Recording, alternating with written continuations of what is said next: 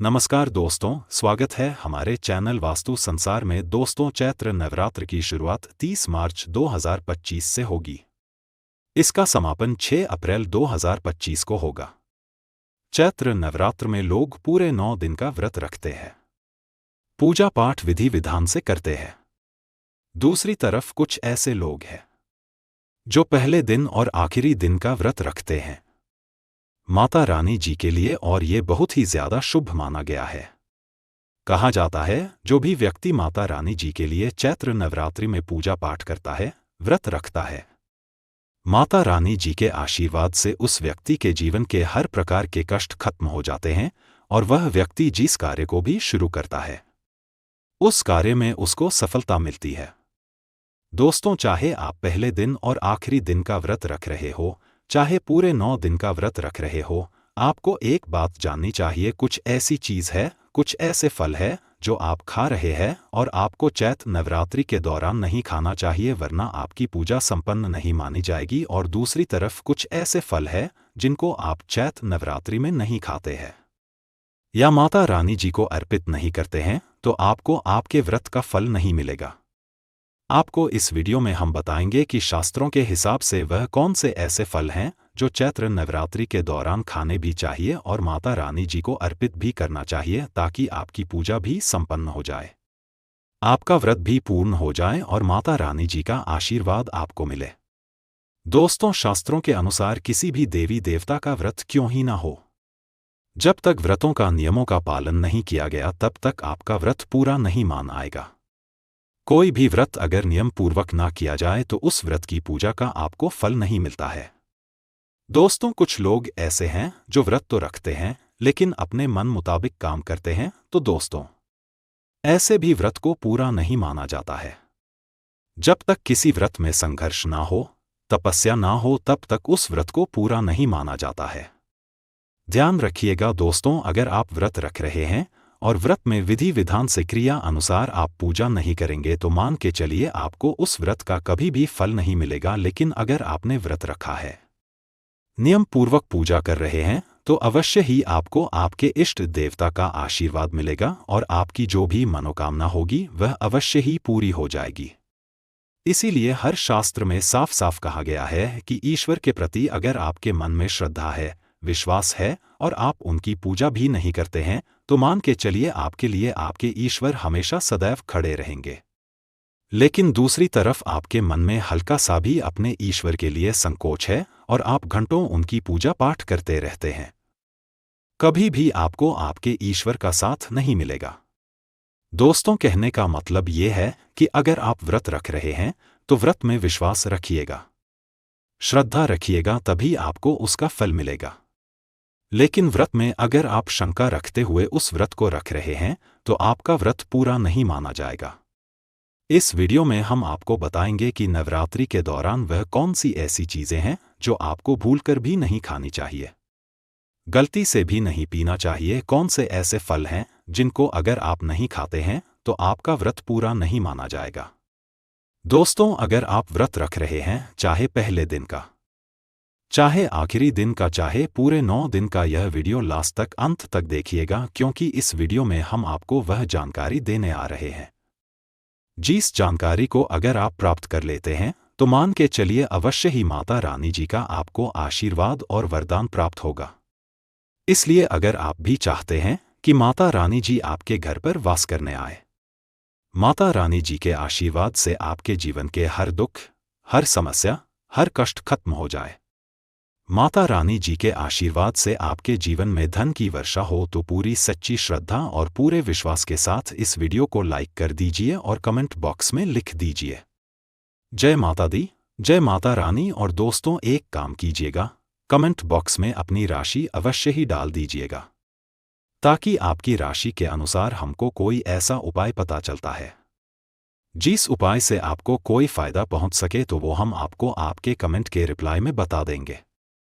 इससे अपनी राशि डालना मत भूलिएगा कमेंट बॉक्स में। और दोस्तों, निवेदन है, वीडियो अवश्य ही लाइक कर दीजिए। तो दोस्तों, नवरात्रि के दौरान साफ साफ लिखा हुआ है हमारे शास्त्रों में कि आपको सेब जरूर खाना चाहिए, क्योंकि सेब एक सादा फल होता है नवरात्रि के दौरान अब सेब के साथ पपीता, तरबूज, मीठा अंगूर खा सकते हैं। धर्मशास्त्र में साफ साफ लिखा हुआ है कि नवरात्रि के दिनों में आपको सीताफल अवश्य ही अपने घर पर लाना चाहिए। कहा गया है, सीताफल खाने से 10 ऐसी बीमारियां हैं जो खत्म हो जाती हैं। माना जाता है कि सीताफल में माता सीता जी का वह आशीर्वाद होता है। जो व्यक्ति अगर सीताफल को नवरात्रि के दौरान अपने घर पर लाता है तो माता सीता जी उसके घर पर अपनी कृपा बरसाती हैं। और दोस्तों, सीताफल को अगर माता रानी जी को अर्पित किया जाए तो कहा जाता है इससे आपको भौतिक सुखों की प्राप्ति होती है। तो दोस्तों, आप इस नवरात्रि के व्रत में कृपया करके सीताफल अवश्य ही खरीद करके लेके आइएगा। दूसरी तरफ हमारे धर्मशास्त्र में साफ साफ लिखा हुआ है कि डब्बा बंद दही, डब्बा बंद लस्सी आपको गलती से भी नहीं पीना है, क्योंकि कुछ ऐसे केमिकलों का इसमें इस्तेमाल किया था जिनको पीने से आपका व्रत जो है वो तोड़ सकता है। दूसरी तरफ दोस्तों, लोग क्या करते हैं उनको पता नहीं होती है बात कि वो डब्बा बंद जूस भी पी लेते हैं। दोस्तों, कृपया करके डब्बे बंद जूस का इस्तेमाल मत कीजिएगा। अगर आपको जूस पीना है तो अपने सामने जूस निकलवा लीजिए या अपने घर पे जूस निकाल लीजिए, और कभी भी जूस में नमक का इस्तेमाल नहीं किया जाता है। अगर आप जूस में नमक का इस्तेमाल कर रहे हैं तो दोस्तों आपकी पूजा संपन्न नहीं मानी जाएगी। दोस्तों, नवरात्रि में कुट्टू का आटा, सिंघाड़े का आटे का इस्तेमाल होता है। अब लोग गलती क्या कर बैठते हैं कि घर में जो उनका पहले का ही सिंघाड़े का आटा और कुट्टू का आटा रखा होता है वह उसका इस्तेमाल करने लग जाते हैं। लेकिन आप इस बात का ध्यान नहीं देते हैं कि जो पहले का आटा आपके पास रखा हुआ है उसमें छोटे छोटे कीड़े मकोड़े पड़ जाते हैं जो आपको दिखाई नहीं देते हैं, और यह जब आप लोग खा लेते हैं तो एक तरीके से आप मांस का सेवन कर लेते हैं और इससे आपका व्रत टूट जाता है। तो इस बात का ध्यान रखिएगा। फ्रेश आटा खरीद करके लाइए और उसी का इस्तेमाल कीजिए, उसी का सेवन कीजिएगा। दोस्तों, नवरात्रि में आप दही खा सकते हैं, नवरात्रि में आप दूध पी सकते हैं, नवरात्रि में आप चाय भी पी सकते हैं। बस आपको इस बात का विशेष करके ध्यान रखना होगा दोस्तों कि नवरात्रि के व्रत में पेट भर के खाना मत खाइएगा। हम आपको जैसे वीडियो की शुरुआत में ही बता चुके हैं कि नवरात्रि में जब तक आप तपस्या नहीं करेंगे, संघर्ष नहीं करेंगे, तब तक आपके व्रत का आपको फल नहीं मिलेगा। अब आपको एक चीज बता दे दोस्तों, नवरात्रि के 9 दिनों में माता रानी आदिशक्ति जी की पूजा हम करते हैं। माता रानी जी के 9 स्वरूप हैं। 9 स्वरूपों को अलग अलग फल चढ़ाए जाते हैं। बहुत से लोग गलती क्या कर देते हैं, माता रानी जी के अलग अलग स्वरूपों को एक ही तरीके के फल चढ़ाते हैं। अगर आप चाहते हैं कि आपको माता रानी जी का साक्षात आशीर्वाद और वरदान मिले तो इस बात का विशेष करके ध्यान रखिएगा कि माता रानी जी के जो 9 अलग अलग स्वरूप हैं उनको कौन से फल चढ़ाना है। अगर आप इतना करते हैं तो मान के चलिए आपका व्रत पूरा हो जाएगा और इस चैत्र नवरात्रि के बाद माता रानी जी का आशीर्वाद और वरदान आपको वो मिलेगा कि आप अपने जीवन में अगर दुख, गरीबी, दरिद्रता से परेशान थे, इन तरीके की परेशानी से आपको मुक्ति मिल जाएगी और माता रानी जी के आशीर्वाद से आप अपने जीवन में बहुत ही ज्यादा उन्नति करेंगे, बहुत ही ज्यादा आगे जाएंगे। दोस्तों, अभी तक हमने आपको व्रत की वह चीजें बताई जो आपको ध्यान में रखनी होगी।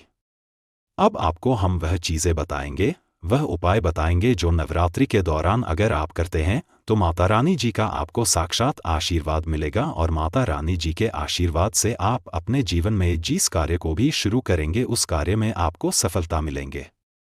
वीडियो में आगे बढ़ने से पहले आपसे निवेदन था कि अभी तक आपने वीडियो को लाइक नहीं किया है, वीडियो को लाइक कर दीजिएगा। तो दोस्तों, नवरात्रि के दौरान आपको इस बात का विशेष करके ध्यान रखना होगा कि अगर आपके घर पर कोई भी भिक्षुक आता है उसको खाली हाथ मत जाने दीजिएगा।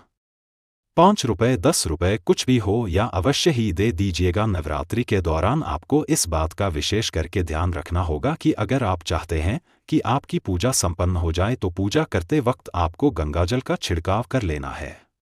दोस्तों, नवरात्रि के दौरान बहुत से लोग यह गलती कर बैठते हैं कि जो माता जी की चौकी लगाते हैं उसको पेपर पे लगा देते हैं।